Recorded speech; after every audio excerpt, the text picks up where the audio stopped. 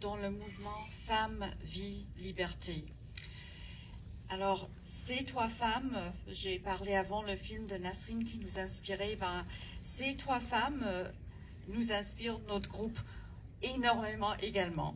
Donc, Sherazade Adib est directrice de l'OBNL Catalyst, qui fait la promotion de l'avancement des femmes dans les organisations.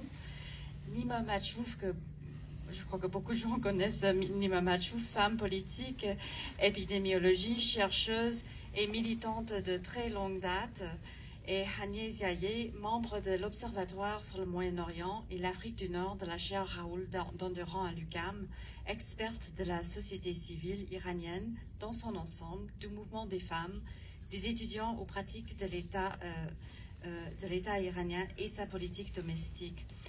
Donc, comme vous voyez, elles font beaucoup de choses dans leur vie professionnelle et pendant tout ce temps-là, elles ont aussi réussi à mobiliser des milliers de personnes pour le mouvement Femmes, Vie et Liberté. Puis, elles nous en parleront ce soir de leur parcours, de ce qu'on peut faire, etc. Donc, j'aimerais commencer avec une question pour Nima Machouf. Donc, qu'est-ce qui vous a emmené à vous investir autant dans le militantisme? Parce que ça fait depuis que vous êtes très très jeune, je crois, même avant 18 ans, et ce, depuis un très jeune âge. Pouvez-vous nous raconter votre parcours? C'est très difficile de parler après avoir écouté ce film. Comme vous avez bien vu, nos Mandela sont en prison et on espère bien qu'elles vont sortir, elles et ils vont sortir bientôt. Alors, pour répondre à votre question, dans le fond, moi, je n'ai aucun mérite. Je viens d'une famille de militants, je viens d'une famille où mon père et ma mère étaient très actifs politiquement. Et dès notre jeune âge, ils nous ont familiarisés avec la justice, avec la notion de la justice, avec la notion des droits. Je me souviens, on était très jeunes, nous, pour réclamer le droit d'aller à la piscine, on organisait une manifestation autour de la table de la cuisine pour pouvoir aller à la piscine. Et donc, on a grandi comme ça. Mes parents étaient impliqués dans le mouvement contre le Shah, donc contre la dictature en Iran. Mais ma mère, surtout, était beaucoup impliquée dans le mouvement féministe aussi au Québec. Donc, la lutte pour l'obtention des garderies, la lutte pour la syndicalisation, les droits des femmes, ici au Québec, on l'a vécu aussi. Et donc, moi, finalement, j'ai aucun mérite. Je suis tombée dedans comme Obélix quand j'étais enfant. C'est super. Il faudrait qu'on fasse une grosse caldron pour tout le monde, pour que tout le monde tombe dedans. Alors, Sherazade Adib, donc vous êtes née en Iran et arrivée au Canada il y a une vingtaine d'années, je crois. Et selon votre expérience, quelle est l'utilité de militer ici à Montréal et ailleurs dans le monde, à l'extérieur de l'Iran? Quel est l'impact en Iran de ces actions? Est-ce qu'il y en a? Et les citoyens du monde peuvent-ils ou elles avoir un rôle à jouer? Est-ce que je peux faire un petit sondage? D'abord, je suis curieuse de savoir dans la salle, est-ce que vous pouvez lever la main si vous n'êtes pas né en Iran ou si vous n'êtes pas d'origine iranienne? Quand même. Super. C'est vraiment difficile, Nima l'a dit, de parler après le film. Moi, quand je vois ce genre de film, ce qui se passe en Iran, j'ai juste envie de crier. Je pense qu'il y a vraiment, on est vraiment en colère, puis la colère se sent aussi dans notre mouvement. C'est drôle parce que je la regarde, cette femme, c'est une avocate dans un pays qui n'est pas un état de droit. Alors, elle essaie de trouver des arguments, mais il n'y a pas d'arguments à trouver avec des intégristes religieux qui sont juste redevables à Dieu, dans le fond. Il n'y a pas de conversation à avoir. Et je pense que c'est là aussi où est rendu un peu la société iranienne. Il n'y a pas de dialogue possible avec ces gens-là. Et il faut quand même dire qu'aujourd'hui, c'est quand même une belle journée pour notre communauté parce que le régime islamique a été expulsé de la Commission des droits de la femme des Nations Unies. Vraiment. Aujourd'hui, j'ai crié mais de joie ce matin. Puis Je l'ai vraiment regardé aussi en direct. C'est vraiment un moment historique. C'est ça qu'il faut souligner, c'est que c'est un mouvement historique. C'est un mouvement qui est d'une ampleur, je pense qu'on compare à ce qui s'est passé dans le mouvement contre l'apartheid, contre le mouvement des droits civils aux États-Unis, un mouvement qui est mené par les femmes, qui va peut-être, l'aboutissement de ce mouvement-là va changer le visage du Moyen-Orient. Donc, pour répondre à votre question sur le militantisme et notre impact, je pense qu'on a un impact ici et que nous, en fait, on est là pour convaincre l'opinion publique. Ça, c'est ça notre rôle. On est là pour convaincre puis créer un peu l'acceptabilité aussi autour de ce projet, qui est un projet révolutionnaire. Et là, dans le fond, moi, je me rends compte qu'on fait face à beaucoup, beaucoup de barrières. En fait, je l'ai vu dès le début du mouvement, quand Mahsa Amini a été assassiné. 2 jours après, le président iranien, enfin le président entre guillemets, qui serrait la main du président Macron. Et à ce moment-là, moi c'est vraiment, ça m'a mis très en colère, puis j'ai réalisé le chemin qui nous attendait, dans tout ce qu'il fallait faire pour convaincre la société d'ici, parce que il y a quoi? Il y a la peur de l'islamophobie, il y a tous les préjugés qu'on a sur les gens du Moyen-Orient. On est tous de musulmans. En fait, on est vraiment, comme notre identité, c'est notre religion. Hein. Ça, c'est un mouvement qui est un peu contre qui rejette un peu la religion aussi. Puis on se bat aussi contre le lobby conservateur iranien qui est très présent ici dans nos sociétés.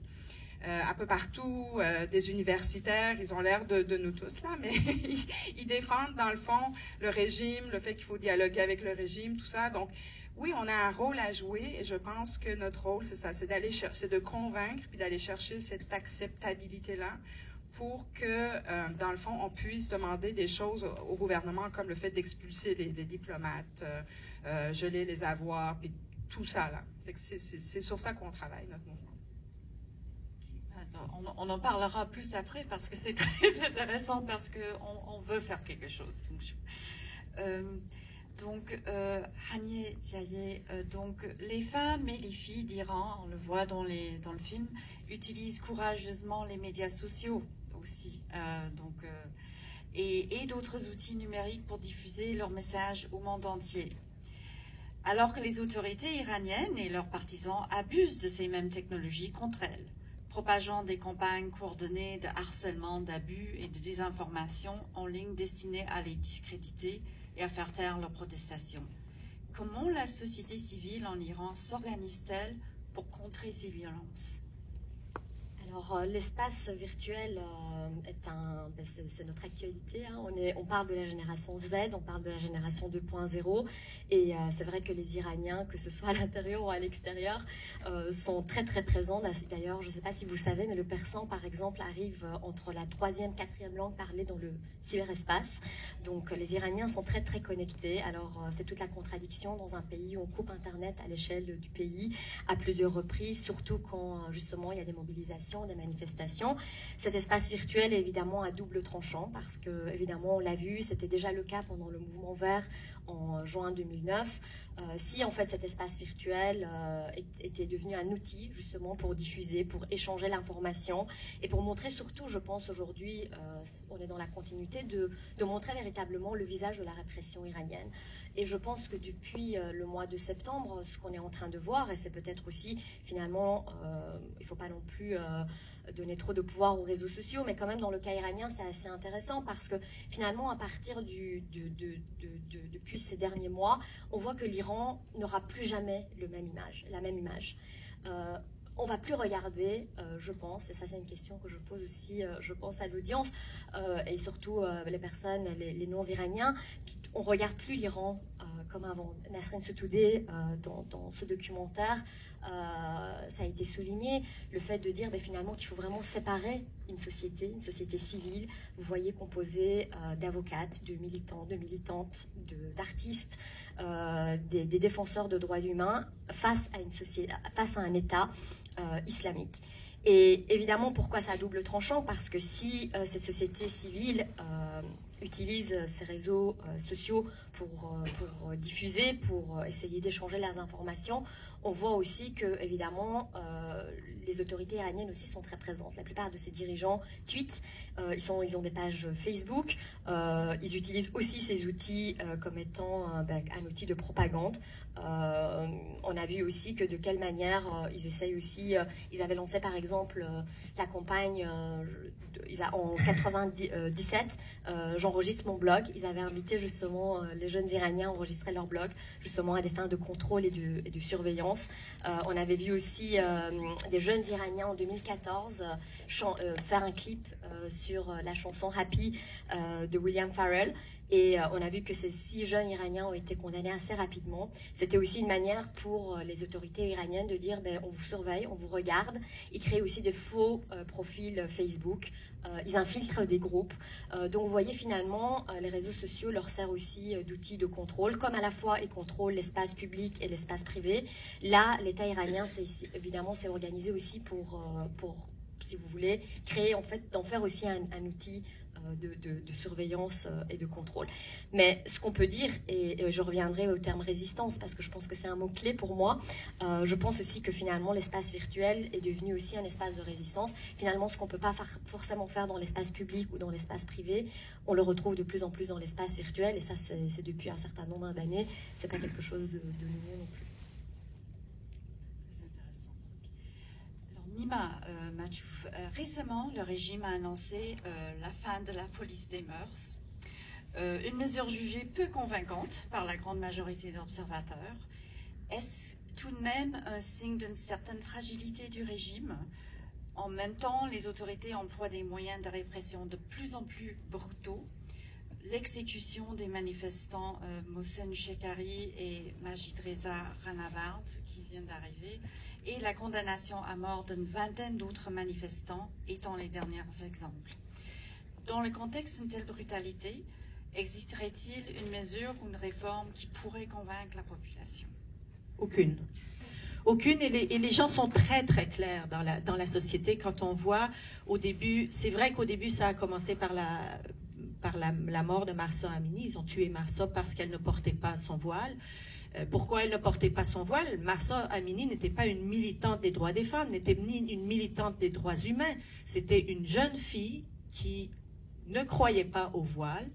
Donc, elle se trouve dans une société où le port du voile est obligatoire. Alors, elle le porte, mais elle le porte tout croche. Le fait de porter le voile tout croche fait en sorte qu'elle est la cible de l'attaque de la police des mœurs. On l'attaque, on la tabasse, on la tue. Et tout le monde s'est quasiment identifié à cette femme. Beaucoup de monde, peut-être pas tout le monde, mais beaucoup de personnes se sont identifiées à cette femme-là. C'est pour ça qu'il y a eu tout un mouvement de soulèvement et les gens ont embarqué dans cette quête contre le voile obligatoire et pour la liberté. Mais très vite, le mouvement s'est radicalisé beaucoup plus. Et aujourd'hui, ce que les gens demandent n'est pas seulement l'abolition du voile obligatoire, n'est pas seulement l'obtention de droits supplémentaires ou l'obtention de droits tout court pour les femmes, mais c'est un changement de régime complet que les gens demandent. À plusieurs reprises, ça fait 43 ans, à plusieurs reprises, il y a eu des essais.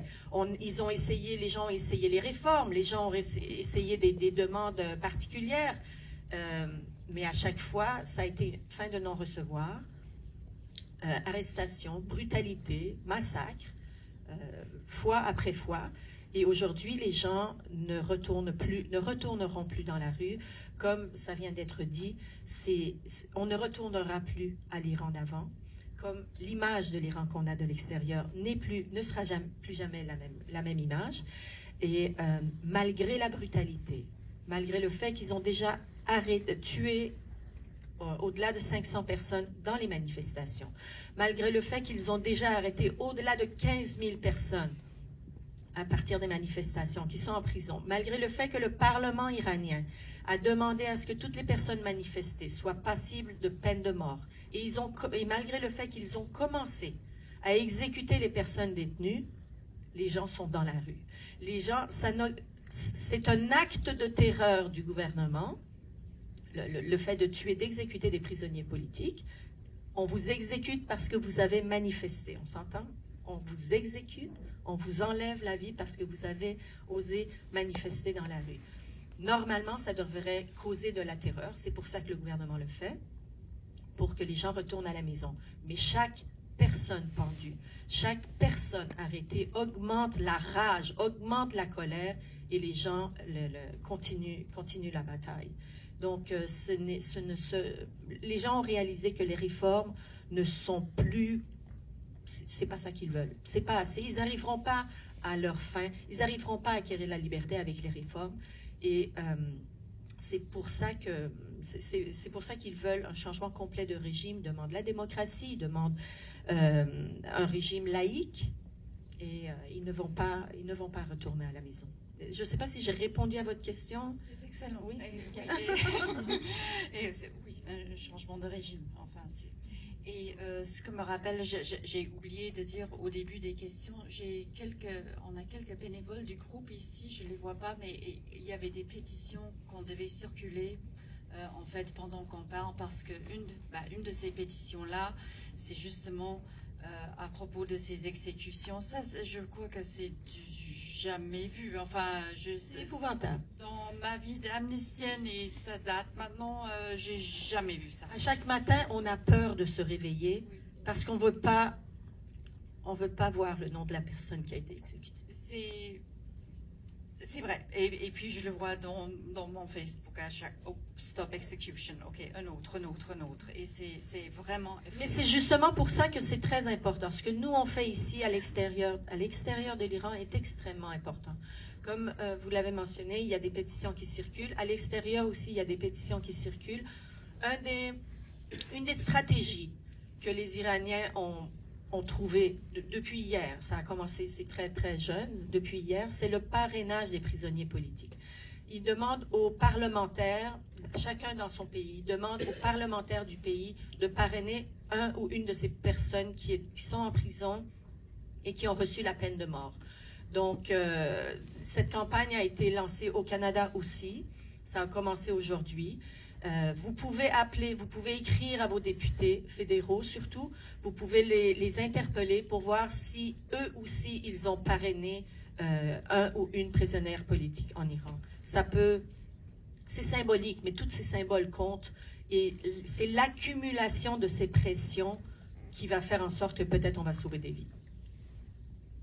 Merci. Okay, donc la prochaine question c'est pour Hanieh en fait. C'était pour faire suite à... Donc nous voyons, on va parler plus de ce qui se passe en Iran là, nous voyons dans le film sur Nasrin que l'écosystème de la résistance est bien vivant en Iran quand même. Il y a une vie cachée incroyable, enfin, et ça m'a toujours frappée. Et aujourd'hui, on voit des milliers d'Iraniens qui se lèvent et demandent des changements avec un courage inouï, comme Nasrin l'a fait. Maintenant, ils sont des milliers à le faire. Et ces manifestants clament la révolution, effectivement. Donc, nous avons deux questions. L'Iran a déjà vécu des soulèvements populaires, par exemple en 2009, mais la répression, malheureusement, a gagné. Est-ce qu'on ose espérer que ce soit différent cette fois-ci? Si oui, est-ce qu'il y a des figures dans la résistance qui pourraient succéder au gouvernement actuel? Là, vous avez une magnifique figure. Elle est là, il y en a d'autres évidemment, mais j'aurais voulu changer, j'aurais voulu ajouter un sous-titre à ce documentaire. J'aurais voulu mettre Nasrin, la femme résistante. Alors je vais un petit peu m'attarder sur le mot résistance, parce que finalement la vraie résistance, elle commence où? Elle commence où on n'a plus le choix. Et ça fait 43 ans en fait que ce peuple n'a plus le choix. Les femmes n'ont pas le choix, mais les hommes non plus n'ont pas le choix. En fait, on a l'impression que personne dans ce pays n'a le droit de choisir. Alors, je vais m'attarder sur le mot résistance, parce que ça, c'est quand même intéressant de prendre parfois vraiment les mots au sens propre. Résistance vient du latin resistere, tenir tête, tenir bon. Alors, dans tenir bon, tenir tête, on sent évidemment le courage, et je pense que Nasrin, évidemment, fait partie de ces figures. Il y en a eu d'autres, évidemment, mais je pense que c'est une des figures les plus marquantes de cette résistance. Une résistance face à la domination, une résistance à l'ordre établi, à l'ordre islamique, à une idéologie islamique, Alors, Nasrin parle beaucoup d'art. C'est une femme de lettres, c'était une journaliste, elle est avocate. Vous voyez à quel point elle est amoureuse de la vie, elle est amoureuse de l'art, de la création.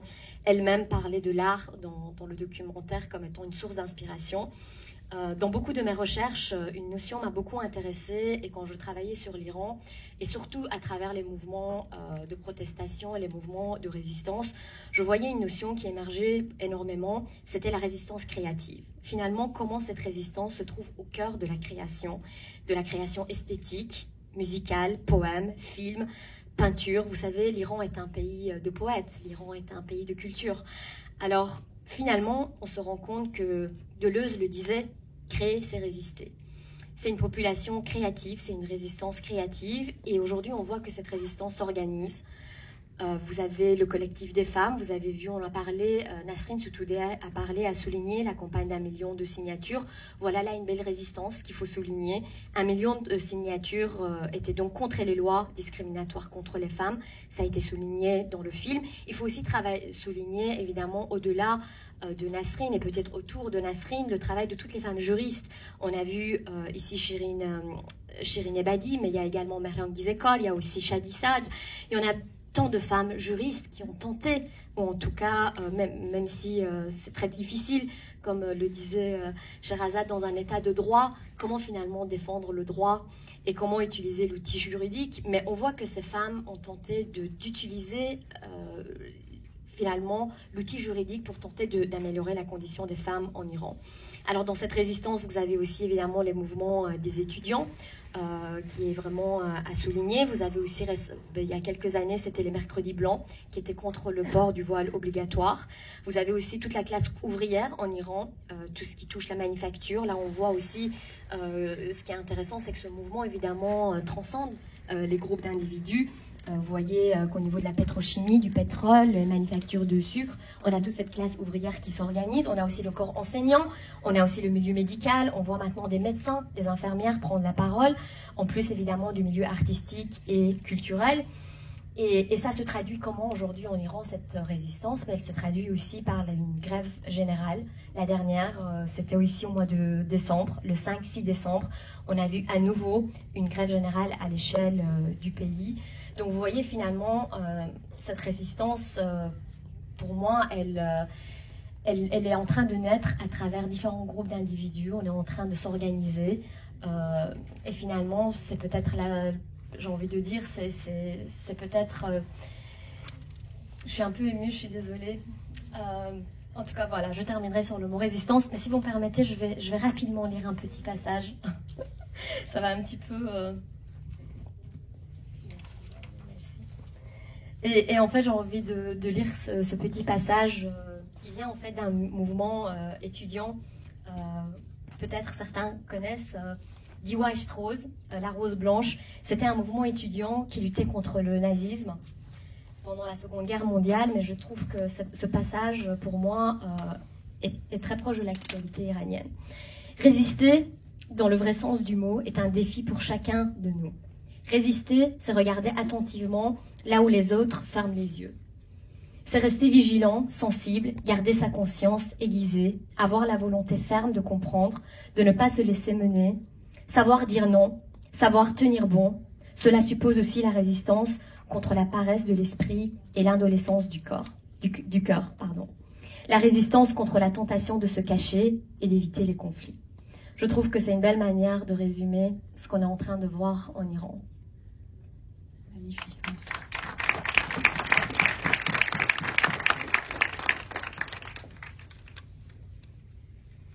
On aura une dernière question ici, et puis après on va passer au public. Donc pour Sherazade,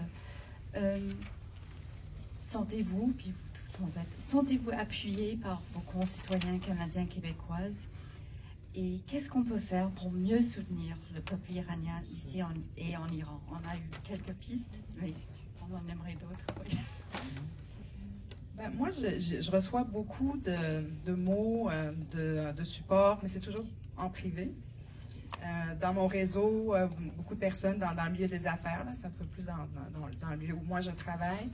Et donc, oui, je me sens supportée. Je pense que les gens nous supportent, mais je sens qu'il y a encore un malaise et ils ne savent pas trop comment. Donc, nous, notre rôle, c'est de leur montrer un peu comment avoir des conversations sur le sujet, c'est aller dans les subtilités, c'est essayer de désamorcer les malaises qu'il y a un petit peu autour de ça. Moi, j'ai commencé à le faire aussi dans le milieu plus corporatif. Où avec une de mes collègues, dans le fond, qui est basée aux États-Unis, parce que Catalyst, c'est mondial, on a lancé un appel à la solidarité dans le milieu des affaires, dans le fond, dans les entreprises, pour leur dire, vous savez, vos employés, ils vivent des moments difficiles.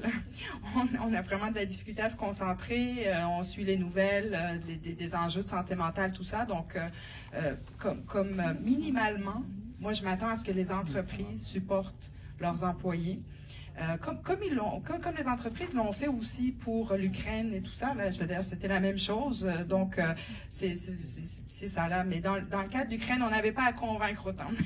C'est ça qui est difficile. Notre travail est un petit peu plus compliqué.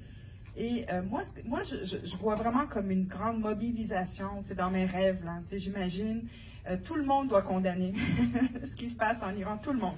Les entreprises, le milieu financier, les politiciens, on est allé chercher une motion à Québec. Il faudrait que ça se passe partout au Canada, dans toutes les juridictions, le milieu des artistiques, il y a des choses qui se passent.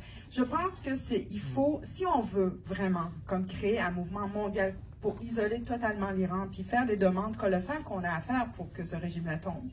Parce qu'il y a encore des enjeux, il y a des intérêts économiques, il y a des enjeux financiers et tout ça. Il faut vraiment aller chercher cette grande mobilisation. Je pense que c'est un petit peu ça, moi, que je vois personnellement comme, pas que moi, je vais le faire, mais dans mes rêves. C'est ce que j'imagine. Mais je pense que ce que je dirais aux personnes qui veulent nous aider, Nima en a parlé, vous pouvez appeler vos députés, il y a des campagnes qui sont en cours, mais n'oubliez pas que nous sommes vos amis, nous sommes vos voisins, nous sommes vos collègues, vos clients. Et donc, je pense que minimalement, on s'attend à avoir un petit peu de support, de reconnaissance aussi de ce qui se passe, de ce qu'on vit en ce moment. Donc, le type de mobilisation qu'on a vu au niveau de notre communauté pour l'Ukraine, j'aimerais voir ça. Moi, je me suis mobilisée pour l'Ukraine. J'ai ramassé des choses chez moi, j'ai donné à des réfugiés dans mon quartier. J'aimerais voir la même chose, le même niveau de support. Je pense qu'on va le vivre. On est dans un marathon ici. Donc, on en a encore pour plusieurs mois. Mais je pense qu'on va le vivre, mais c'est ça là. Il faut travailler pour ça. Oui, on est là pour vous appuyer, pour vous aider. Et est-ce que je peux apporter juste deux éléments? Pour les prochains jours, il y a une grosse mobilisation dans la communauté iranienne parce qu'on vit les exécutions et parce qu'on veut essayer de trouver un moyen rapide, efficace pour pouvoir arrêter empêcher les vies qui sont en danger. Alors, en plus d'envoyer des lettres aux parlementaires pour essayer de les convaincre de parrainer un prisonnier politique, on va avoir un sit-in organisé à l'UQAM, à l'Agora de l'UQAM, au pavillon Judith Jasmin. Et samedi, il va y avoir un rassemblement au Carré Philippe. Donc, si ça vous dit, venez nous encourager, venez nous voir, amenez vos voisins et venez manifester avec nous. Des gens sont aujourd'hui à risque de perdre leur vie parce qu'ils manifestent seulement dans la rue. La manifestation samedi, ça va être à 2h au Carré Philippe. Et le sit-in, on va être à l'UQAM, je pense, de midi à 8h du soir à peu près, quelque chose du genre. Samedi ou quel jour? Je m'excuse. Le sit-in, c'est demain et après-demain, jeudi et vendredi.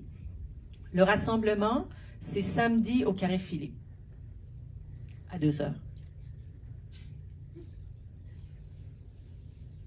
Et les lettres, c'est tout le temps, hein. Les pétitions, c'est tout le temps, les hashtags, c'est tout le temps. Maintenant, ça se passe sur les réseaux sociaux, hein. Pour nous, les vieilles, on ne comprend pas trop ça, mais pour les jeunes, c'est sur les hashtags que ça se passe et ça sauve des vies. On doit faire n'importe quoi pour sauver des vies. Je crois que c'est hashtag Stop Executions. Oui, en ce moment. Ouais. Alors maintenant, on va vous inviter à poser vos questions ou juste à vous exprimer si vous avez des choses que vous aimeriez raconter. Jérôme va m'aider avec le micro.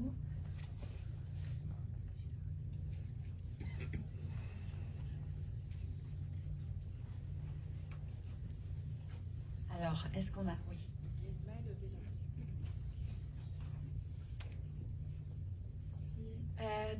Merci beaucoup pour cet talk-back. En fait, ma question, c'est que, comme vous avez dit, on a besoin de faire beaucoup de raising awareness to show how this is important. C'est que je vois que dans les médias, il y a comme du misinformation qui spread. J'avais vu un reportage par Radio-Canada récemment, puis ça m'a vraiment, genre, perturbé. Et puis, genre, comment est-ce qu'on peut juste genre, empêcher que cette misinformation-là vienne? Parce que je trouve que nous, on fait tout l'effort qu'on peut, puis on a fait passer le message genre, à plusieurs reprises. Mais même là, c'est que les médias ici pensent que le gouvernement de l'Iran, somehow, peut encore être trusted pour recevoir de l'information, puis c'est ça. Et je me rappelle la journée où il y a eu le fake news sur, parce que c'est une fausse nouvelle sur la police des mœurs. Là, c'est parti en fait du New York Times on ne sait pas qu'est-ce qui s'est passé. Est-ce que c'est des gens qui ont leaké cette information, ils l'ont sorti au New York Times?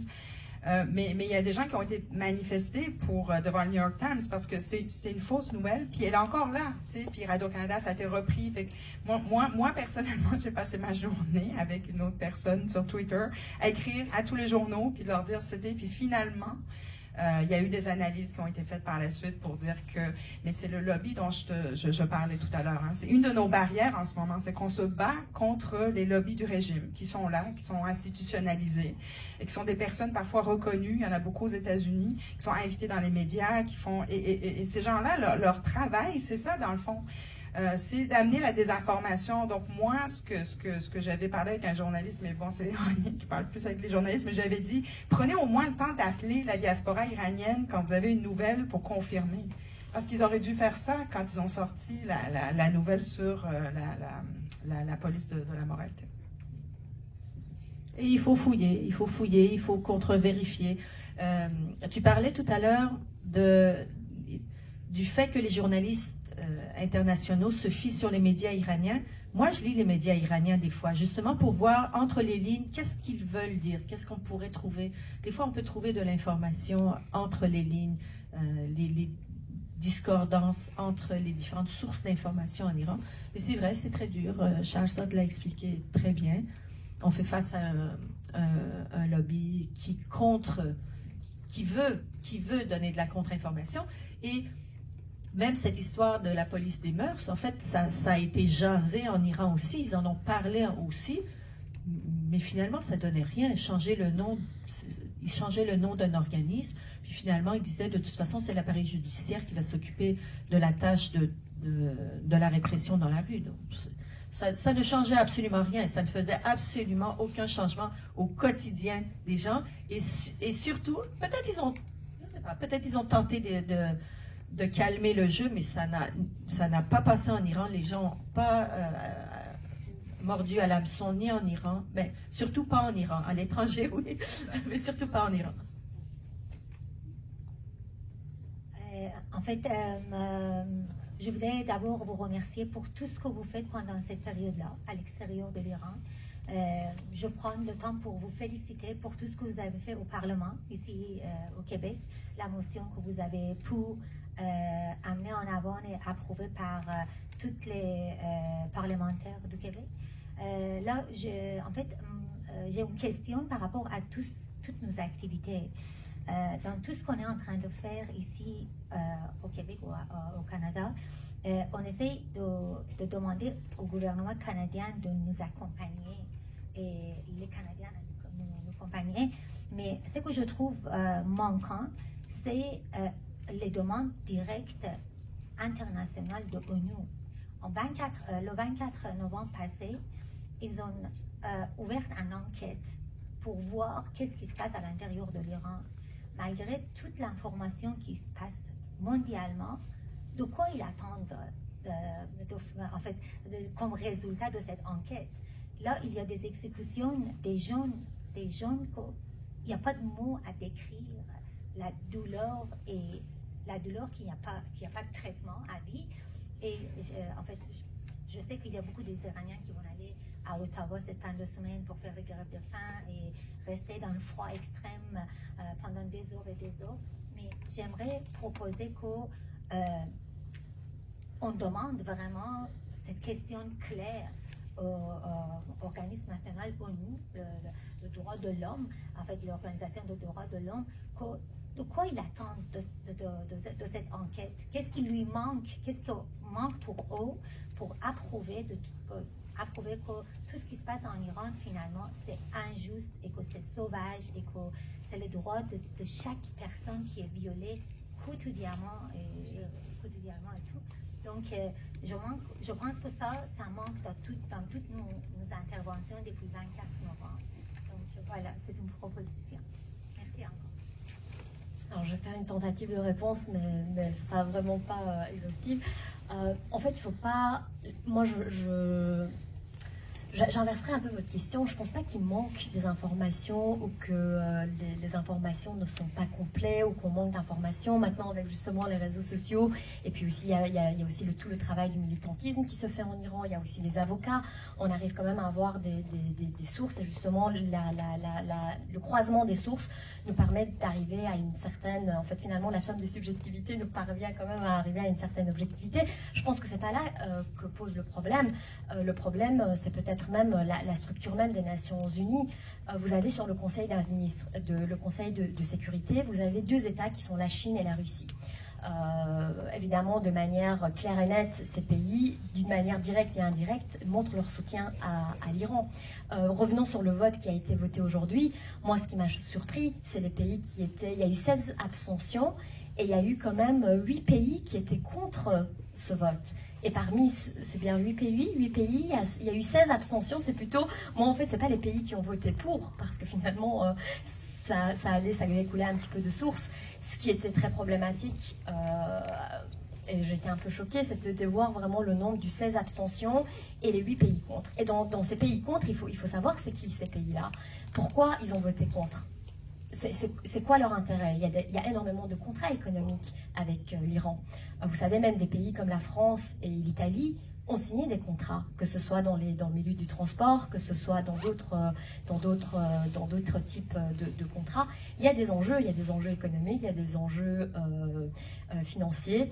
Alors, je vous laisse vous-même tirer des conclusions. Moi, je pose la question, et puis regardons surtout qui vote contre. Ça nous montre en fait qui sont les alliés de l'Iran et puis qui les soutiennent aussi aux Nations Unies, parce que finalement, la République islamique semble avoir aussi un soutien à l'intérieur même de ce type d'organisation. Et ce n'est pas à chaque année ou à chaque 2 ans, de toute façon, l'Iran est condamné pour la violation des droits de la personne en Iran. Donc, c'est pas là. Dans le fond, c'est envoyer une présence étrangère observatrice sur le terrain. Et je pense que c'est ça qui sonne l'alarme au gouvernement iranien pour dire « on vous regarde ». Le gouvernement iranien, qu'est-ce qu'il fait? Il dit « je coupe l'Internet, je me coupe du monde, je vais tuer les gens, personne ne va s'en rendre compte ». Et le fait d'envoyer une délégation officielle, c'est un peu pour dire on fait l'inverse de ce que vous voulez. Et plus on amène, plus on met de la lumière sur ce qui se passe en Iran, peut-être moins les gens vont être en danger. Pourquoi de l'Iran, ils nous disent représentez nos prisonniers, appelez leur nom. Ils nous disent faites des hashtags avec le nom de chacune des personnes qui est condamnée à mort. Pourquoi? Parce qu'ils disent si ces personnes-là sont connues, deviennent connues, là, le gouvernement va être un peu plus embarrassé pour les tuer. Dans la noirceur, ils peuvent faire tout ce qu'ils veulent. Ça ne veut pas dire qu'avec 15 000 hashtags, ils vont arrêter de tuer quelqu'un, mais peut-être qu'avec 100 000, ça va marcher. On ne sait pas. De toute façon, il faut qu'on fasse quelque chose. Si on veut que la pression soit sur le gouvernement, soit c'est militaire, on ne le veut pas, soit c'est économique, oui, soit c'est diplomatique, oui. Donc, toutes nos sources économiques et diplomatiques qu'on peut exploiter, il faut les utiliser. Et pour la première phrase que vous avez dit, c'est pas nous qui avons fait en sorte qu'au Parlement, ils ont voté une motion.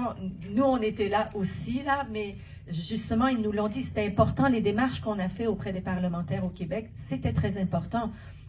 Mais le fait que tout le monde soit dans la rue à chaque semaine, de manière continue, le fait qu'en Iran, ça soit de manière très soutenue, le mouvement lève, et que les gens au Québec fassent des demandes interpellent leurs parlementaires, interpellent les médias, tout ça a fait en sorte qu'ils ont trouvé la cause très importante et ils l'ont pris au sérieux. Donc, dans le fond, la félicitation revient à tout le monde. Juste sur ce que va faire l'ONU, moi, ce que je comprends, c'est qu'ils vont documenter les choses, parce que c'est important que ce soit documenté. Hein. Il faut penser comme à l'étape qui suit quand le régime, un jour, va tomber. Il va y avoir des tribunaux, peut-être ça va être au niveau international, peut-être ça sera en Iran. Il faut commencer à documenter quelque chose, et moi, c'est un peu ça. En fait, je pense pas que ça va sauver, peut-être à court terme, des vies, je le sais pas. Mais moi, je le voyais plus comme ça. Il faut qu'on commence à documenter ce qui se passe de façon sérieuse au niveau international.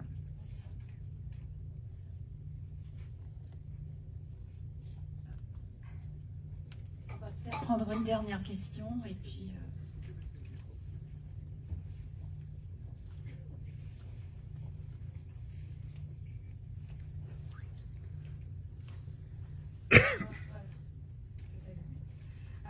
Merci pour tout ce que vous faites, pour tout ce que vous faites, la communauté iranienne. Je m'excuse, je suis émue un peu.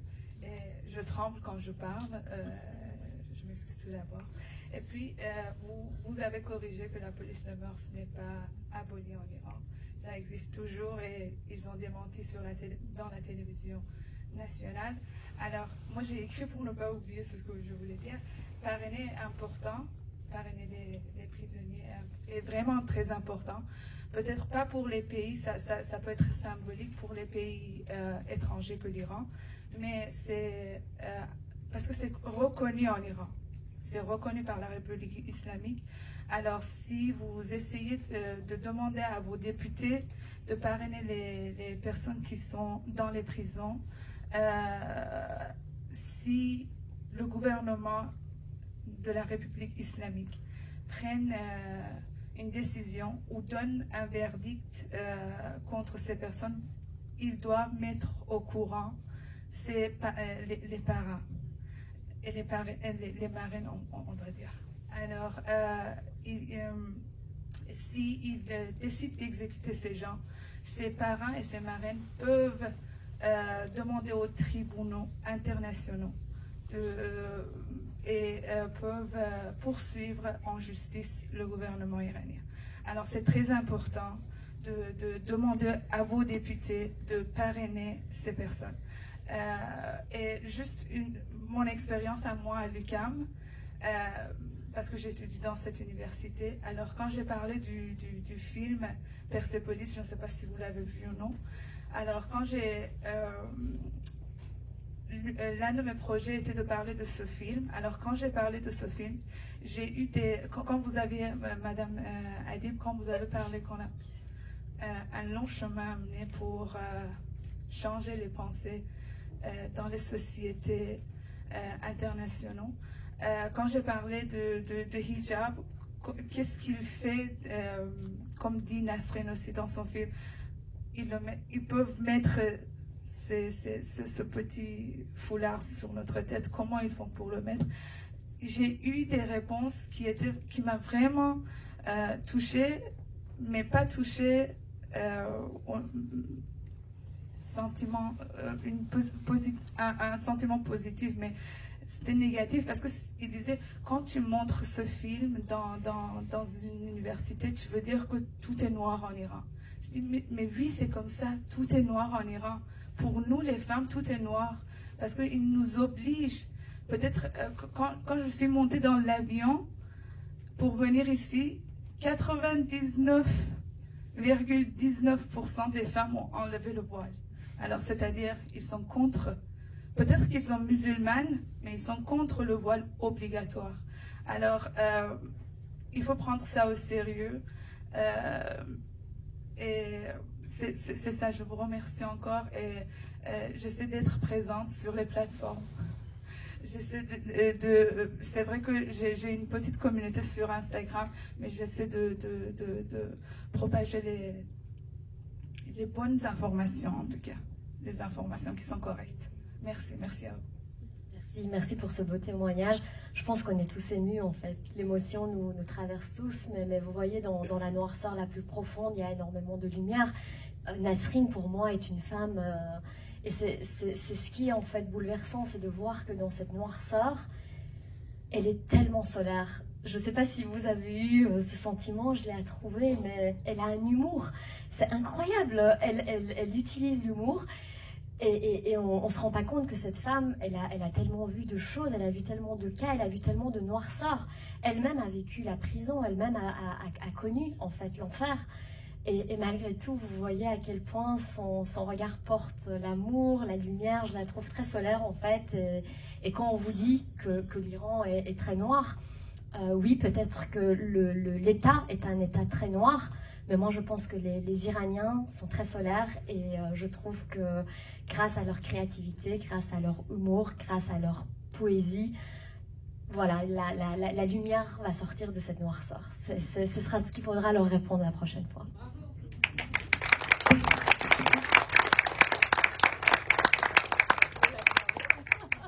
Je pense qu'on ne peut pas faire mieux que ça. Merci.